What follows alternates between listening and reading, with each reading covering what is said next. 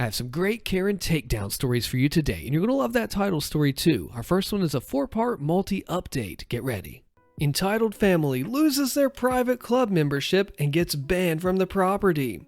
For context, I've been working at a resort restaurant for almost 4 years that also operates as a private club for members. As you'd probably expect, most, if not all, of our members are very rich people who usually either own or manage some major successful business or inherited money from a family member. Despite their privilege, however, it hasn't stopped these people from being kind and respectful towards the staff and guests. They're honestly really sweet people most of the time and only ever act entitled when they feel they haven't been given the basic treatment expected for any guest at our hotel. Even the owner himself, who visits every so often, doesn't ask for anything outrageous if he knows he can't get it from us. That doesn't mean entitled types aren't uncommon, but even still, their behavior doesn't last long. They can demand a manager all they want, but a manager can still say no and get away with it. This is because no matter how much they scream or cry, throw their money or titles around, or act like a jerk, our resort still puts the happiness of their staff over money. As the HR rep at my recent annual training said, no matter how important our members are or how much money they spend, that doesn't give them the right to treat others badly or act like they're better than those around them. We have no tolerance for that. So pull up a chair and get your popcorn because I'm about to tell you the 3-part story about how a family of 3, a daughter, a mother, and a father, had their memberships completely revoked and their faces plastered on the "Do Not Serve" signs because they decided to throw a fit and threaten staff, managers, and eventually even one of the big bosses himself. Let's begin. Chapter 1. The daughter gets fired. This story started when a new girl, Heather, was hired to work as a waitress at the sports bar. Heather had known about the job through her parents, Mrs. Karen and Mr. Kevin, who were both members at our resort. Hiring children of members actually isn't uncommon, since whenever the parents needed their child to get a job, they'd automatically consider the resort due to their connections. However, you don't get any extra perks for being both a member and employee here. One night, when Heather was working, the bar got hit really hard, and it was an all-hands-on-deck kind of situation. So imagine the surprise when a frantic waitress ran across the table where Mrs. Karen, Mr. Kevin, and Heather were all sitting. Heather was happily laughing with her parents, eating food and drinking a cocktail, a massive no-no, by the way, for a multitude of reasons, and generally just slacking off. The employee walks up and says to Heather, "Hey, what are you doing? You're supposed to be working. I need your help here." Heather brushes the employee off and says, "I can't. I'm spending time with my parents right now." The employee responds, "You can't do this. We're in the middle of a shift. Please help me." Heather repeats her refusal. "Leave me alone. I'll work when my parents are gone." Her parents didn't say much as far as I can remember. So the employee, red-faced, did what any other person would do in this situation and told one of the managers, who was furious. When the manager approached the table, she was even angrier. Maybe it was the cocktail her employee was holding or the fact that Heather had misbehaved before, but the manager fired Heather that night and sent her home. I can't remember whether the parents were there or not at that moment, but I recall being told that once or twice they called to complain how it was unfair their child was fired because insert reason here. However, it wouldn't be the last time they intervened. Chapter 2. Mrs. Karen gets dragged out of the bar by security. About a week had passed since Heather was fired, and it's just a normal day for the sports bar. As typical, the employees just started arriving for work and started preparing the bar and the restaurant area for the guest who'd be arriving in an hour. Among those employees was the manager for that day, who I'll call Alice. Alice was actually one of the main managers of the sports bar and was very good at her job. I'd worked with her once before, and she's one of the kindest and most loving ladies you'd ever have the pleasure of working with. She was helping the employees with their duties when the doors to the bar opened unexpectedly. A guest coming into the bar before opening wasn't uncommon, but this wasn't any normal person. It was a very, very angry Mrs. Karen, who immediately, upon entering the bar, started screaming at the staff.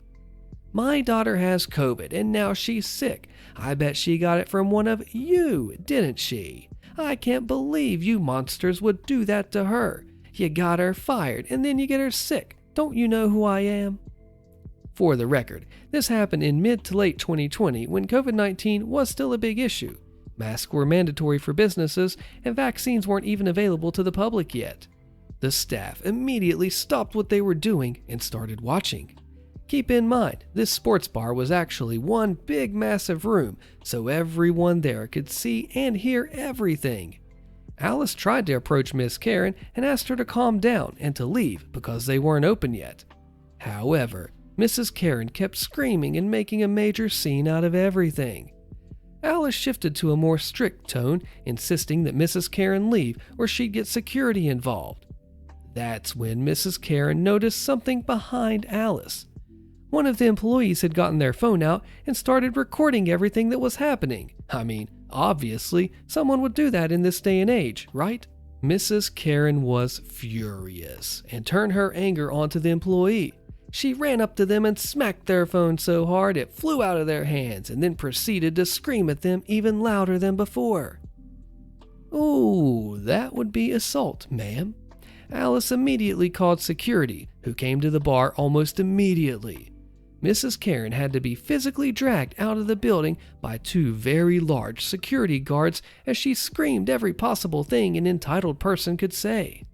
As you'd expect from a situation like this, an incident report had to be filed, and since Mrs. Karen was a member of the resort, her and Mr. Kevin's membership was temporarily suspended pending investigation. Security even had to print posters with Mrs. Karen's face on it, saying to keep watch and under no circumstances serve her or even her husband until further notice. And then it got worse. Chapter 3. Mr. Kevin threatens the general manager and loses his membership permanently. The time frame between Mrs. Karen's freakout and this wasn't ever told to me, but I remember it happened so soon after the original posters with Mrs. Karen on them hadn't even been taken down yet. Needless to say, Mr. Kevin, who was the primary holder of the family's membership, was furious about what happened. But what do you think he'd do? Did he try to reach out calmly and apologize? Did he wait a little for the dust to settle before repairing things? Did you even read or listen to the chapter's title? Most employees actually know where most of the major managers' offices are and know how to find them. While this was never taught to me when I first trained, I believe it's probably just a cautionary thing. One of the major managers, our resort's general director, had his office located in the main building and, as you'd guess, has power over various departments. As you'd expect, his name is everywhere, including major emails the members would get about newsletters and things like that. Everyone knew this man. They knew his face, knew his position, and knew what he did. On that fateful day, Mr. Kevin arrives at the resort and immediately started asking employees where he could find the general director. Some naive fool who probably had no idea of anything going on gave him the answer and told him where he could find the general director. Honestly, no idea why this employee gave the answer so willingly, and maybe I'll never know, but Mr. Kevin charged to the office. Mr. General Director was quietly sitting at his desk in his office when Mr. Kevin threw open the doors and, without hesitating, unloaded all of his fury upon the man. Mr. General Director, a man who I'd never seen angry or raise his voice, immediately told Mr. Kevin that he shouldn't be yelling at him and that he will get security involved. But, say it with me, Mr. Karen didn't stop. He, instead, kept insisting his membership be reinstated, that his wife be let back onto the resort, that this was all ridiculous, and that he spends thousands on us and that we should apologize. After all, it wasn't his fault. But Mr. General Director was not amused. Of course, he was aware of the situation with Mr. Kevin's family and the membership status, but his hands were tied, and what Mr. Kevin was doing at that moment wasn't exactly going to help him. I mean, would you help a man who just barged into your office unannounced and started screaming at you almost immediately? Just like his wife, security was called and Mr. Kevin was dragged out of the office and thrown off a property. I even think police got involved, but I can't remember for sure.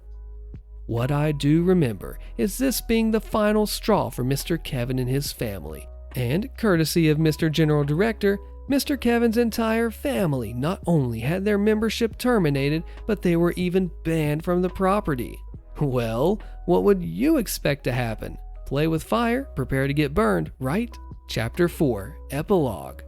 I remember first learning about this story when I saw the posters for myself. Imagine a piece of paper with a family picture of Mr. Kevin and Mrs. Karen hung on the wall of security's office with these fine words written. Mr. Kevin and Mrs. Karen's membership has been suspended, no, terminated due to their poor treatment of staff and guests on our property. If you see these two anywhere on the property or at sports bar, do not serve them and immediately call security. Thank you. The poster stayed on that wall for almost 2 months. I'd often talk to some of the officers at security. I would visit them a lot before I started work for the day during the summer, and they never saw or heard from them again. As my coworker finished the story, she laughed loudly and said, "Those nutcases had it coming. Good riddance." And as far as I know, none of them were ever heard from again. I agree.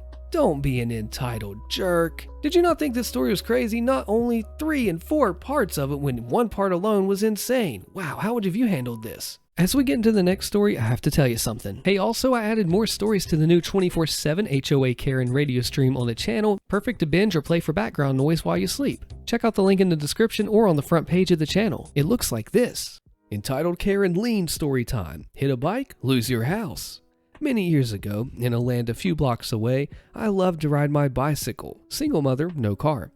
It was nothing really special, but it got me all over town.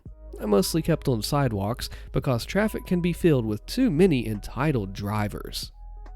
So I got to a corner and I saw a car coming up to the side street to the stop sign. The driver slowed way down, so I assumed he would stop where he was supposed to. He didn't, my bad, because I had already started to ride my bike off the curb into the street in front of him. You guessed it, crunch. I squirmed my way from under the rest of my bike in the car and started checking myself for injuries. Just a bruised knee, so I was very lucky. The driver got out of his car and yelled at me for being in his way, didn't even ask if I was okay, and I yelled at him for running a stop sign. A passerby checked on me and called the police. While I was safely back on the sidewalk with the passerby, the driver pulled his car about 5 to 6 feet forward, dragging my bike. I think he knew he was in trouble, so he altered the accident site to look like he was already around the corner, because when the police came, that's what he told them. He said he stopped, proceeded around the corner, and I just barreled out into his path. The police officer asked for my story, and I asked him to ask the driver to back his car up a bit, and I'd show the officer exactly where we both were at the time of the accident. He was wondering how I could be so positive, but then, once the driver moved his car, I pointed to the scrapes in the street that my bike had made when I was hit. The driver got the ticket, and I got his information. I wrote several letters to him asking him to replace my bike, but he ignored them. I finally had to take him to small claims court to be compensated for my squished bike. He did not show up. The judge reviewed all of my evidence and awarded me the cost of a new bike plus pain and suffering for my bruised knee. The court served him those papers, but he ignored them too. Now I'm frustrated. No money and no bike. And the real entitlement begins. I found another second-hand bike, and I start riding around again. I decide to pedal by the driver's house, just because I'm curious, and there's a for sale sign on his lawn. So he's trying to move and make a getaway just to avoid paying me. I went home, I gathered all of my paperwork regarding the judgment, and I head to the courthouse. There, I filed a lien against his house for the judgment amount. And then I called his realtor and informed her of the judgment and lien. She called the driver, and now, 6 months or so after the accident, I finally hear from the driver. He called and threatened me over the phone, telling me that he had witnesses who could prove that I was wrong about how the accident happened. I informed him that the time to have brought those witnesses was at the court date, which he missed. He told me that I'd better take the lien off the house, and I refused. He tried to tell me that he could sell it, then he would pay me. I told him, well, hey, that's not the way it works. You pay me, and then I take the lien off. He growled something and then hung up on me. 2 months later, I get a call from the realtor who wants to stop by and drop off a check.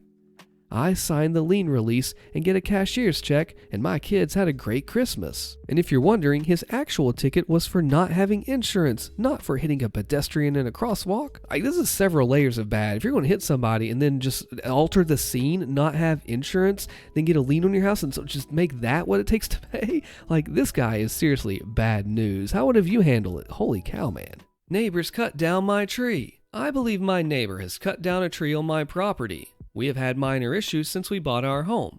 Our one neighbor owns the property his home is on, as well as the rest of that side of the street. He'd own the entire side of the street if he had our lot as well. He tried to buy when it went up for sale, but he was offering a small amount just for the land.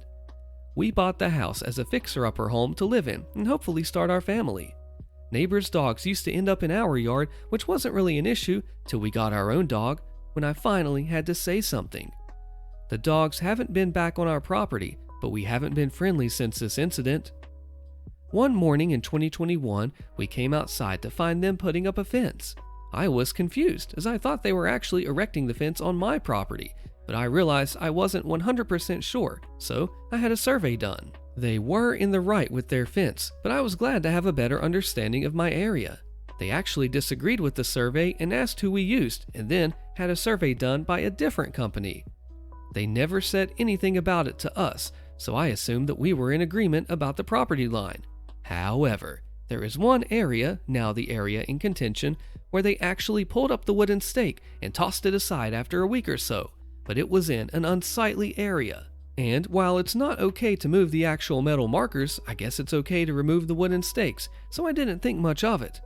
The property line is clear till this point, where there's a small group of trees and saplings, and then there's the driveway, which they have an easement for, which allows use of 75 square feet of my yard. This easement is where I think we are having confusion. It seems they think it extends further back than it does, or I don't understand how the line travels from that point to the front of the lot. Back in August of this year, we had an arborist out to quote cutting down a few trees. He was also going to trim a tree that was seemingly on my property, but leaning over my neighbor's driveway pretty extensively. While the arborist and I were talking, my neighbor's wife came out and ranted at me and the arborist to cut it all down. Please, cut it all down. I've never spoken to this woman, so I was just kind of taken aback. I laughed and she went away, and me and the arborist continued talking. We have had some personal issues pop up, so we had to postpone getting the arborist back out, but plan to schedule something for the future. Before we could do this, a few weeks ago now, my wife received a message on social media from my neighbor's wife, saying basically, we are renting a lathe and chopping a chunk of that tree that leans over our driveway. Not sure whose property it's on, just letting you know. It struck me as odd that she was saying she doesn't know whose tree it is, as we have each had a survey done. But since she was saying they were cutting a chunk of the tree hanging over their driveway, it sounded to me like they were just trimming their side, so I wasn't too concerned. Wife replied, oh yeah, do whatever. We had been meaning to get an arborist out, just had some personal stuff pop up. She replied that she was sorry to hear that and maybe we would want to toss them some money for the lathe and they could help us out. The trees I need cut are leaning toward my house or growing through a chain link fence, so I really want an actual arborist to do the work, so we just said that we'd think about it. I came home from work that night to discover that my neighbor had clear cut a small group of saplings as well as 2 full growth trees. One full tree seems to have been on my property as well as a couple of saplings. He did the work himself. He owns a construction and landscaping company. If I thought this was an honest mistake, that would be one thing, but we have both had surveys done and he owns a business where he deals with this kind of thing. So I feel like he knows how big of a deal it is to do this and just thinks that we won't retaliate because we're poor. I keep saying it appears the tree is on my property. The lot lines are very clear until this small patch of trees that he cut down. There's an easement allowing them to use 75 square feet of my yard for their driveway. This tree area is on the property line and the easement stops before it. The full-growth trees they cut were side by side with it, looking to me like one was on my side and one was on his side. I spoke with an arborist friend in another state, and he said that I should contact a lawyer and possibly file a police report. I've contacted my surveyor to have him come out and confirm the lines for me, but that'll cost me $400 when I've already spent $2,000 on a survey.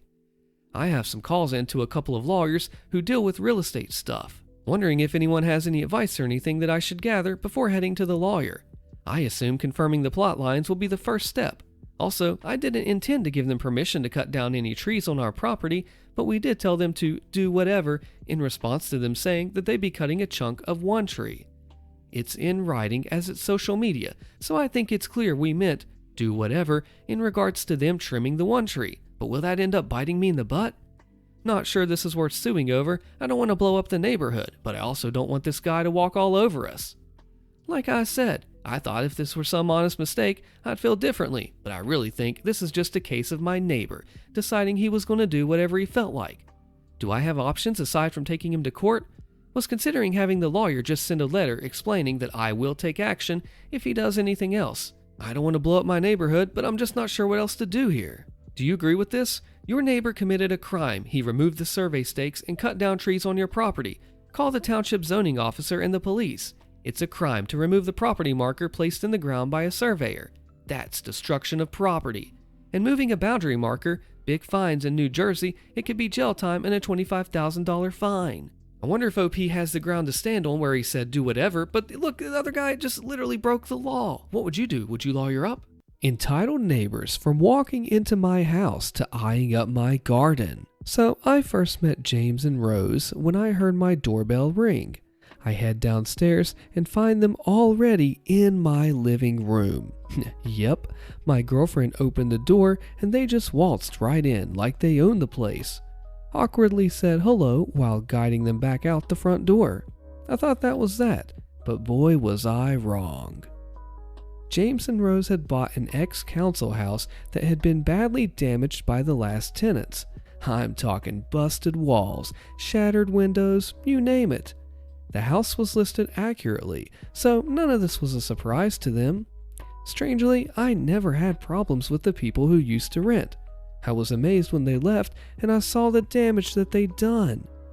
James and Rose decided that I'd be helping them out and had the audacity to come over with a contract that they drafted, stating that their builders can use my garden, my bathroom, and that they could use my kitchen whenever they needed until theirs was installed.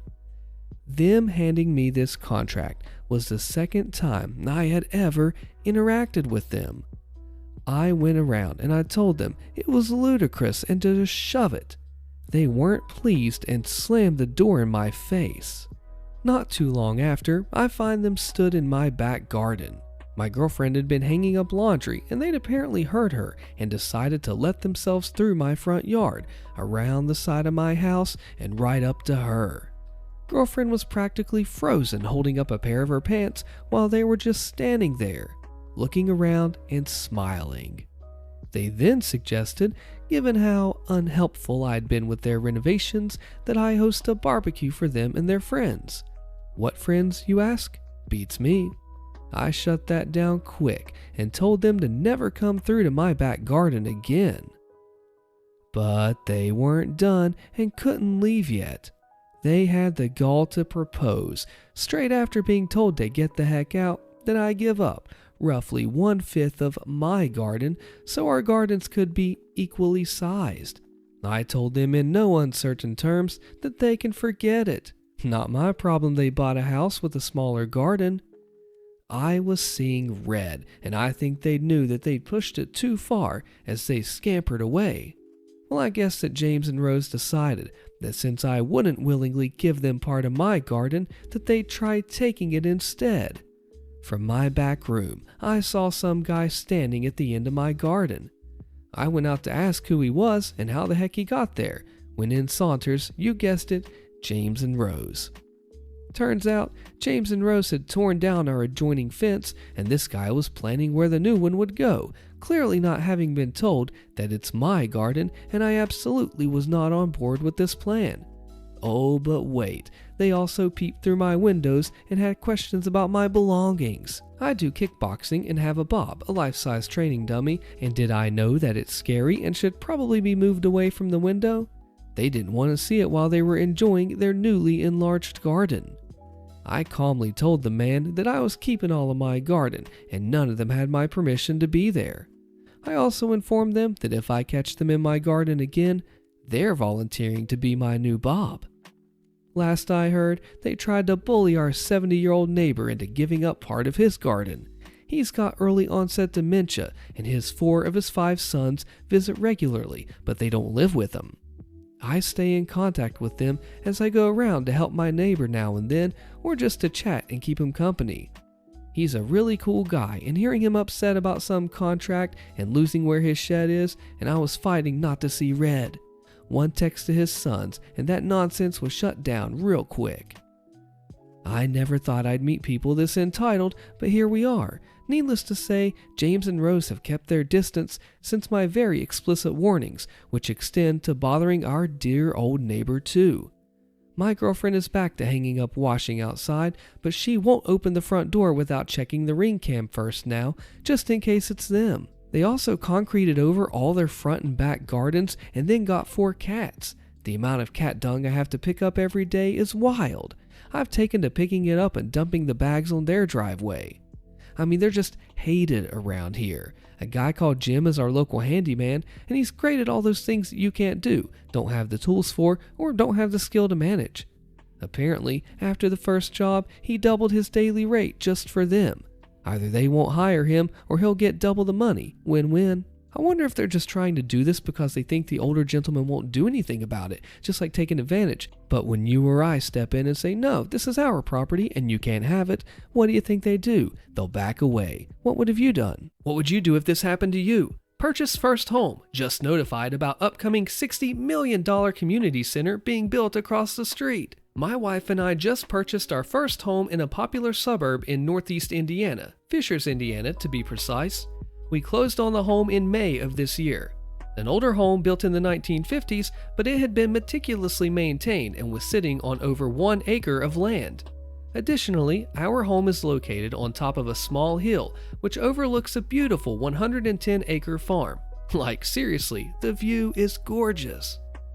Well, approximately 1 month after closing, the wife and I were passively watching the local news one night and were shocked when the camera suddenly panned to a shot of our home. Our local town was proposing a new $60 million, 25-acre community center that would be built on the 110-acre farm that I mentioned above. The entrance to this community center would essentially be perpendicular to our driveway. I immediately began making phone calls to the city, talking to neighbors and so on, trying to learn more about this project and the impact it'll have on our home and neighborhood. Information is extremely hard to come by, so I'm curious if anyone has gone through something similar. As I mentioned previously, our home was built in the 1950s. The home, along with our 4 neighbors, make up a tiny subdivision. We do not have an HOA. There are no easements on our property besides a small 7.5-foot utility easement on the back side of our property. There is no right-of-way easement and no sidewalks on our road. The road we're on is relatively busy as there's an elementary school 400 meters north of our home. Additionally, and like I mentioned before, our home is built on top of a small but steep hill. I don't believe it would be possible to build a sidewalk on our road without some type of retaining wall. If the city attempted to widen the existing 2-lane road into our property, I genuinely don't think my small car could make it up the driveway without scraping the front bumper. Extending the road to the opposite side, the east, would also cause problems as there is a massive drainage directly to the east of the current road. I'm not in civil engineering, but that sounds like an extremely expensive undertaking if they wanted to move that drainage to make space for a wider road. So my questions are, has anyone gone through something similar before? What should I expect? So far, I've received 0 communication from the city about their plans, their construction timelines, and so on. And since there are no easements on my property, how much power do I have here? If they ask to take X amount of land from me, is it smart to simply say no? And how's property value impacted by a massive building like this? Obviously, the increase in traffic will be brutal, but I'm curious if there are actually some benefits of being this close to a new state-of-the-art complex. So how likely is it that the city would issue some type of eminent domain on our property? Our neighbors seem to think that the city may attempt to purchase our entire subdivision, but all 5 homes in our division were sold and bought in the past 12 months. The city had ample time to buy up all these homes and obviously chose not to. There's a ton of more information and details and concerns that I'll hold off at sharing at this point, so if anybody has any questions, I'm happy to answer. Obviously, I knew that eventually the farmland might be sold, but it sucks that it happened literally a month after buying our first home. An update. Realize this post came across as me being a grumpy new homeowner. Yes, there's probably some truth to that. I mentioned this in a comment, but I'm actually okay with the physical build side of the center. What makes me nervous is having the entrance to a 370 car community center perpendicular with my already small driveway. And I've seen the generic press release that the city put out. I've seen the build plans. I've seen the survey and the renderings. I have yet to see any documents explaining how the city will manage traffic flow, noise and light pollution, and so on. I expressed my concerns to the city and was told, "We understand that increased traffic is a concern for local residents. We're continuing to consider possible options in terms of road improvements." I guess my assumption would be that all these details would be finalized before getting city council approval, but I guess that's not how these things work. Do you agree with this comment saying that you won't have any notice on this unless you sign up for it and that you should not volunteer to give your property away? I wouldn't, would you? Karen neighbor builds on my property and demands that I stay off. Click the video on your screen, you don't want to miss this one, and I'll see you there.